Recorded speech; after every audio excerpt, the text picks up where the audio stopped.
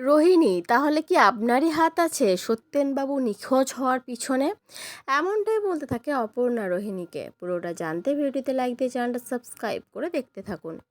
চিরদিনই তুমি যে আমার সিরিয়ালের আগামী পর্বে আমরা দেখতে পাবো রোহিণী অপর্ণাকে বলতে থাকে, এই কেসটা যদি জিততে হয় আমাদেরকে, তাহলে সত্যেনবাবুর বাড়ি আমাদেরকে যেতেই হবে যেমন করেই হোক।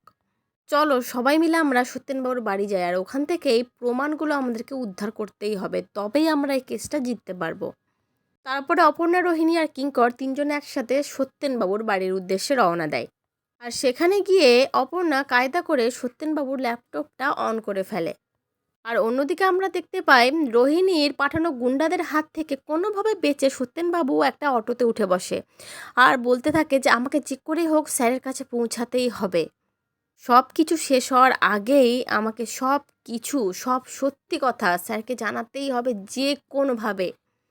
আর অন্যদিকে আমরা দেখতে পাই যে রোহিণী সত্যেনবাবুর ল্যাপটপটা খুলে ফেলার পরে অপর্ণা আশ্চর্য হয়ে যায়। রোহিণীকে জিজ্ঞেস করে, আচ্ছা আপনি কি করে ল্যাপটপটা খুললেন, আপনি ল্যাপটপের পাসওয়ার্ডটা জানলেন কি করে? আর তখনই রোহিণী পুরো চমকে ওঠে, মানে অপর্ণা যেটা ধরে ফেলবে রোহিণী তো 1%ও সেটা ভাবতে পারেনি। এবার রোহিণী কি জবাব দেবে? সত্যেনবাবুর নিখোঁজ হওয়ার পিছনে যে রোহিণীরই হাত আছে এটা তো অপর্ণা আশা করছি ধরে ফেলবে। তোমাদের এই বিষয়ে কি মন্তব্য অবশ্যই কমেন্ট করে জানিও। পরবর্তী আপডেট নিয়ে তাড়াতাড়ি আসি, সঙ্গে থেকো, সাথে থেকো, চ্যানেলটা সাবস্ক্রাইব করে দিও। ধন্যবাদ।